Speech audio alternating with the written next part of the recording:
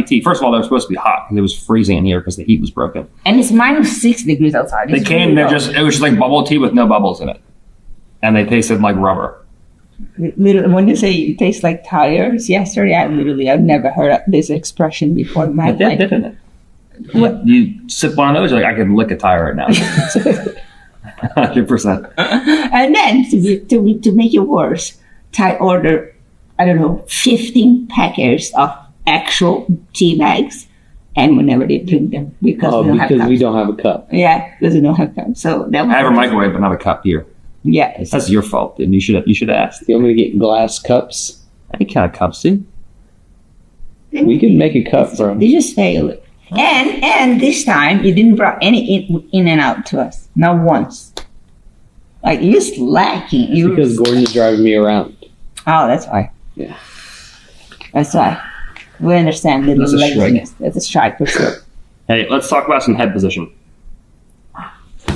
When my partner goes to start moving into positions like this, a couple of different head positions we can have. Okay, now one head position is guaranteed to keep you safe if you can keep your head in this position. One head position may not be enough, so we may have to also play around with elbow position or knee position, things like this.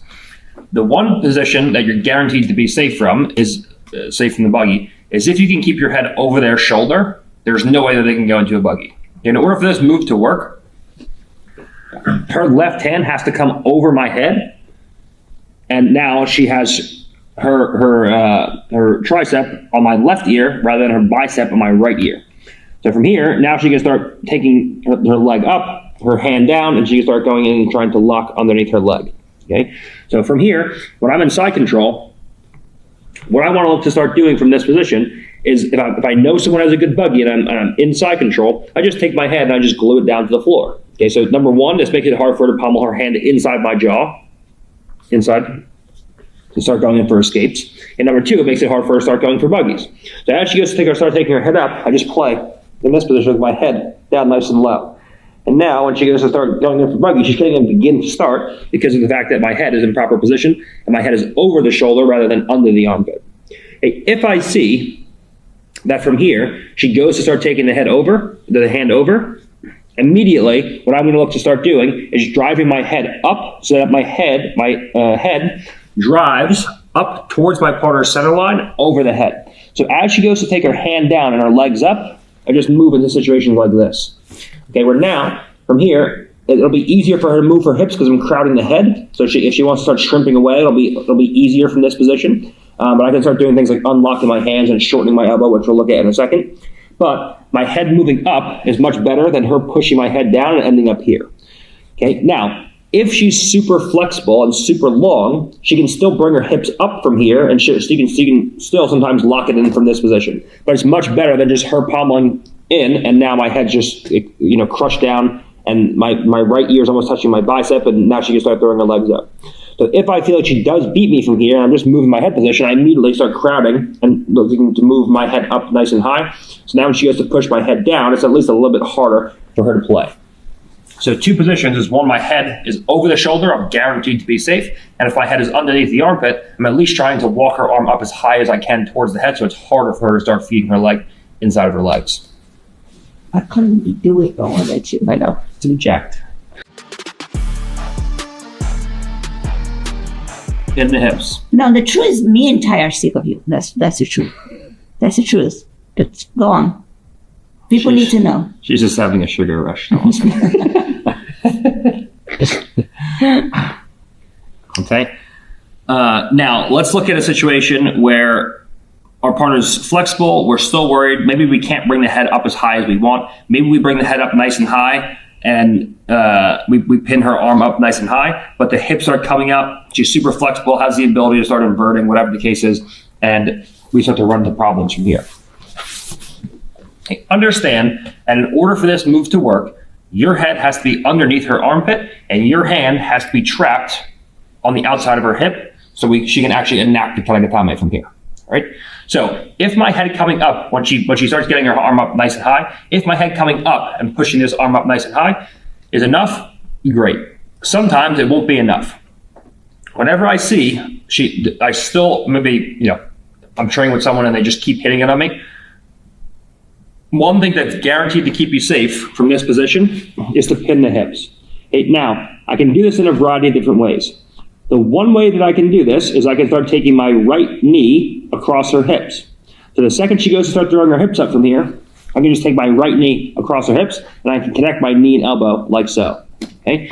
Now, if I go with my right knee first, chances are if your partner's just trying to lock a buggy, her legs are going to come out of position and she's going to be trying to throw the legs up, and she's not really going to be focused about her near side knee on my near side hip. But what could potentially happen from here, if she does have this elbow inside, like if we're in a position like this, if I just try to take my knee up, she can lock a side guard, and then she can recover on this side, and now I've just lost a position because now I have to go into outside camping or move to north-south or whatever the case is.